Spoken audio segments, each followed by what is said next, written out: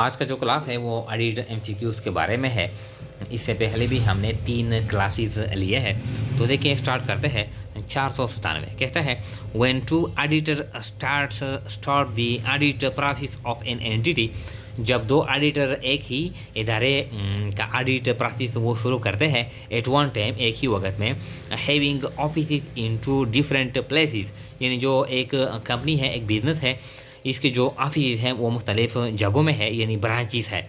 Means 2 branches, 2 branches है मुख्तलिफ इलाकों पर, प्लेसेस में। तो एक ऑडिटर एक जगह का, एक ब्रांच का वो ऑडिट करता है और दूसरा जो ऑडिटर है वो दूसरी ब्रांच का वो यानी ऑडिट करता है। तो इस ऑडिट को कहते हैं, इस ऑडिट को कहते हैं collective audit, mixed audit, joint audit. तो इसको कहते हैं जॉइंट ऑडिट, यानी जब दो मुख्तलिफ प्लेसेस के ऑडिट एक ही वक्त में 2 ऑडिटर करते हैं तो इसको कहते हैं joint audit. 498 at the end of audit process, जब ऑडिट प्रोसेस यानी कंप्लीट किया जाता है, auditor sets a report, auditor एक रिपोर्ट सेट करता है टू मैनेजमेंट को, टू इन्फॉर्म, ताकि उसको इन्फॉर्म करे, यानी ये बताए that his internal control system is so weak, कि आपका जो इंटरनल कंट्रोल सिस्टम है इस कंपनी का, इस इदारे का, इस फैक्ट्री का, वो बहुत ज़्यादा वीक है। यानी ऑडिट प्रोसेस के एंड में एक रिपोर्ट तैयार करता है और ये इसमें मेंशन करता है मैनेजमेंट को कि आपका जो इंटरनल सिस्टम है वो बहुत ज़्यादा वीक है। इस कॉल्ड, तो इस लेटर को, इस रिपोर्ट को क्या कहते हैं? Summary letter, real letter, management letter. तो इस लेटर को कहते हैं मैनेजमेंट लेटर। 499 इन ऑडिट में डिफल्केशन का मतलब है मिस एप्रोप्रिएशन ऑफ कैश, यानी कैश का गलत इस्तेमाल करना या कैश का गलत रिकॉर्ड करना, ये फ्रॉड है। एम्बेजलमेंट, किसी चीज़ में कमी करना, चोरी करना, ये। टू टेक अवे समथिंग, या किसी चीज़ को ले जाना, यानी कारोबार से, बिजनेस से, कंपनी से किसी चीज़ को ले जाना अपने घर में या किसी को देना, इस तरह। तो डिफल्केशन का क्या मतलब है? कैश का गलत इस्तेमाल करना या गलत रिकॉर्ड करना, किसी चीज़ को यानी कम करना, चोरी करना, या इस तरह, या कोई चीज़ घर ले जाना, या D all of the above. तो defalcation means misappropriation of cash, embezzlement and to take away. तो ये फ्रॉड है और ये सारे तीनों के तीनों फ्रॉड है। तो D option is right one.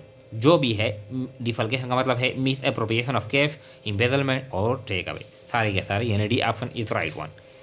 500 when an auditor is unable to make differences between capital and revenue expenditure, जब ऑडिटर अनएबल किया जाता है, यानी वो उसके पास नॉलेज नहीं है कि वो कैपिटल और रेवेन्यू एक्सपेंडिचर में वो फ़र्क कर रहे हैं, यानी जो रिकॉर्ड में हुआ है capital expenditure, revenue expenditure record हुई है, या कोई revenue expenditure, capital expenditure record हुई है।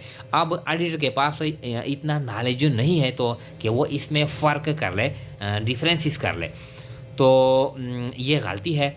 यानी इसको कहते हैं, इस पर लाइबिलिटी आती है, इस कॉल्ड, यानी उसके पास नॉलेज कम है, तो इस लाइबिलिटी को कहते हैं, is called civil liability, criminal liability, या बोथ। तो इसको कहते हैं civil liability. Lack of knowledge या नेग्लिजेंस की वजह से जब ऑडिटर कोई गलती करता है, इस पे जो लाइबिलिटी आती है, तो इसको कहते हैं सिविल लाइबिलिटीज।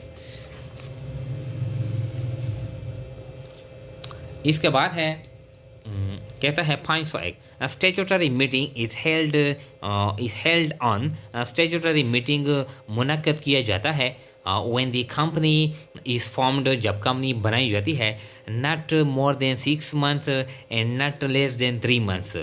मीन्स, इसका मतलब यानी जब कंपनी बनाई जाती है तो स्टेचुटरी मीटिंग कंडक्ट की जाती है। तो मीन इसका मतलब यह है आसान अल्फाज में, after 3 months and before 6 months of the incorporation, यानी जब कंपनी इनकॉर्पोरेशन सर्टिफिकेट हासिल करती है तो वो 3 महीने के बाद, यानी 3 महीने से पहले नहीं, 3 महीने के बाद और 6 महीने से पहले ये स्टेचुटरी मीटिंग कंडक्ट, यानी कंपनी करेगी, ये मीटिंग कंडक्ट करेगी। तो यानी ये ट्रू है या ये फॉल्स है?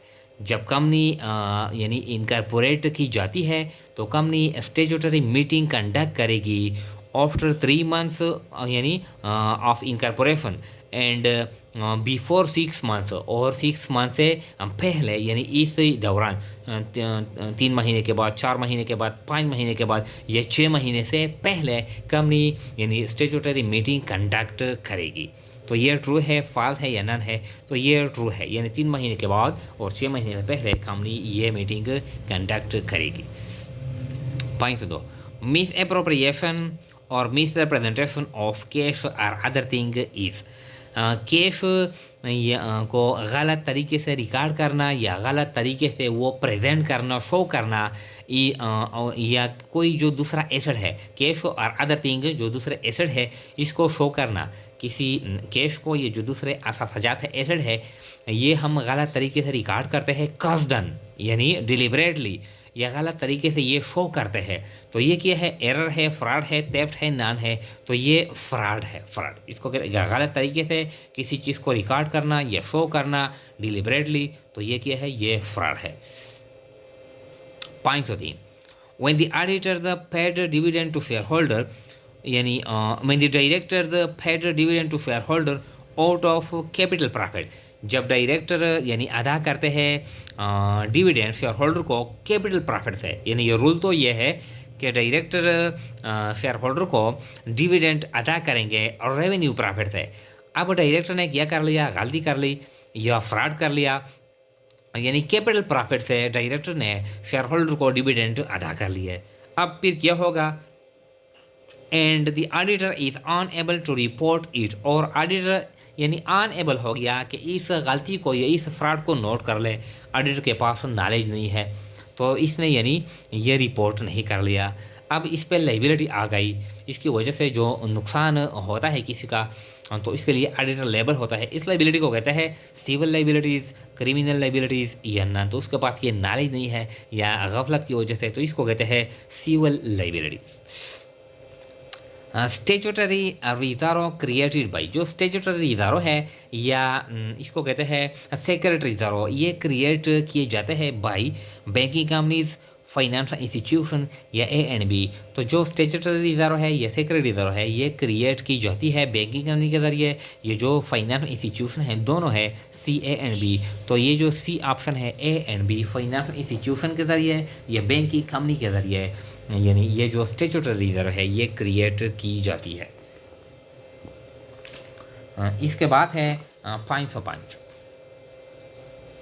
देखें secret reserve created by, secret reserve किस तरह क्रिएट की जाती है, यानी कौन सा तरीका लोग अप्लाई करते हैं, क्या करते हैं, क्या एक्शन करते हैं। Under valuation of assets, assets यानी कम की वैल्यूएशन वो कम करते हैं, एसेट कम कीमत पे वो रिकॉर्ड करते हैं। Charging capital expenditure to revenue expenditure, या कैपिटल एक्सपेंडिचर रेवेन्यू एक्सपेंडिचर में वो चार्ज करते हैं, यानी एसेट हम परचेज करते हैं फिर वो हम रिकॉर्ड करते हैं कि ये हमने अखराजात कर लिए, एक्सपेंसिस कर लिए, एसेट हम बैलेंस शीट में रिकॉर्ड नहीं करते।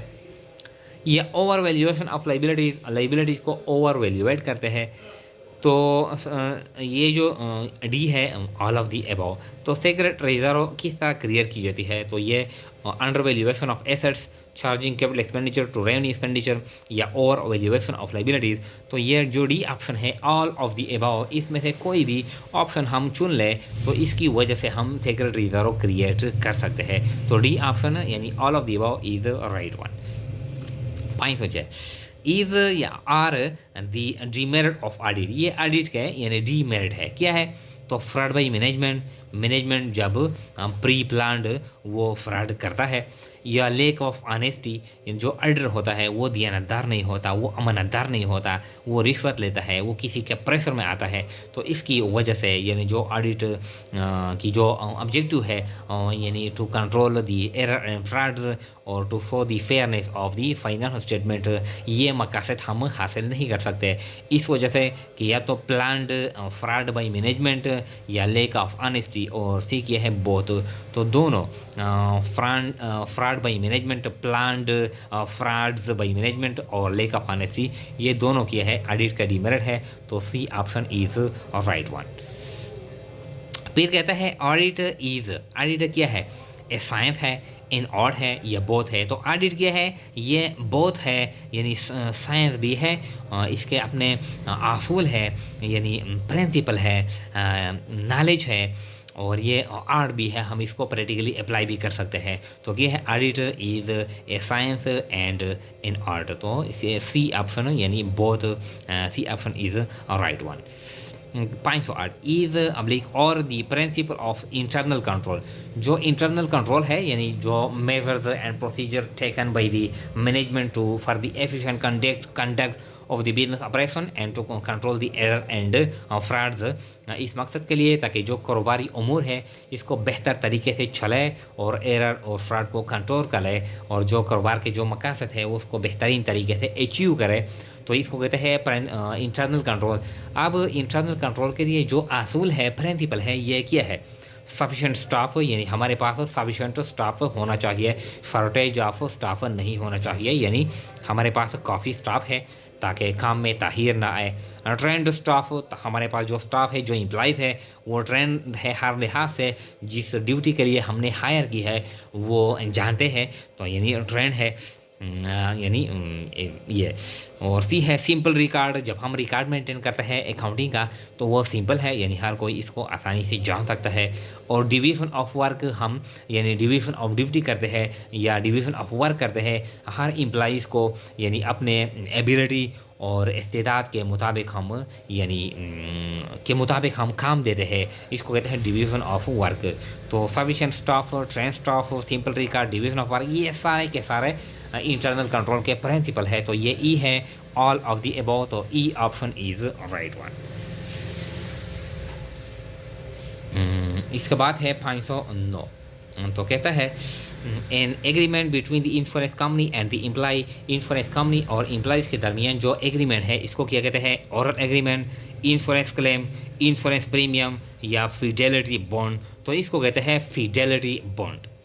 Accounting system include, accounting system क्या होता है, अकाउंटिंग सिस्टम यानी include the personal procedure and records to develop the accounting information and provide the result of this information, accounting information, to the decision maker, to the stakeholders to make important decision about the business। तो accounting system में क्या होता है, personal human resources, procedure जो तरीके हैं, depreciation के लिए जो तरीके हम इस्तेमाल करते हैं, इन्वेंट्री के लिए जो तरीके हम इस्तेमाल करते हैं वो, और रिकॉर्ड, रिटर्न रिकॉर्ड हम मेंटेन करते हैं। तो अकाउंटिंग सिस्टम में पर्सनल ह्यूमन रिसोर्सेज, तरीके और रिकॉर्ड ये सारे होते हैं। तो D all of the above, तो D option is right one. क्या है यानी कहता है when the income statement and balance sheet data और expressed in percentage is called. जब इनकम स्टेटमेंट और बैलेंस शीट जो डेटा है ये हम परसेंटेज में शो करते हैं तो इस एनालिसिस को क्या कहते हैं, common size analysis, ratio analysis या बोथ। तो इसको कहते हैं कॉमन साइज एनालिसिस भी कहते हैं, इसको ट्रेंड एनालिसिस भी कहते हैं, रेशो एनालिसिस यानी परसेंटेज को ये रेशो एनालिसिस नहीं कहते। तो ये क्या है, यहाँ पर सिर्फ कॉमन साइज एनालिसिस है। तो ये क्या है यानी A option is right one. Income statement data और compare with total net sales. जब हम ये करते हैं कि इनकम स्टेटमेंट का जो डेटा है वो परसेंटेज में शो करता है, तो जो इनकम स्टेटमेंट के जो आइटम है, कॉस्ट ऑफ गुड्स सोल्ड है, ग्रॉस प्रॉफिट है, ऑपरेटिंग एक्सपेंसेस है, अदर इनकम है, अदर एक्सपेंसेस है, नेट इनकम है, ये हम कहता है कि ये हम कंपेयर करते हैं with net sales, net sale के साथ। एंड बैलेंस शीट डेटा और कंपेयर विद टोटल एसेट। और बैलेंस शीट में जो डेटा है यानी करंट एसेट है, फिक्स एसेट है, इंटेंजिबल एसेट है, कैपिटल है, लायबिलिटी है, रिटर्न अर्निंग है, रिजर्व है वगैरह, ये हम कंपेयर करते हैं विद टोटल एसेट। ये ट्रू है या ये फॉल्स है, तो बिल्कुल ये क्या है, ये ट्रू है। इनकम स्टेटमेंट में हम सारे आइटम नेट सेल के साथ कंपेयर करते हैं और बैलेंस शीट में हम यानी जो आइटम है वो टोटल एसेट के साथ कंपेयर हम करते हैं, तो ये ट्रू है।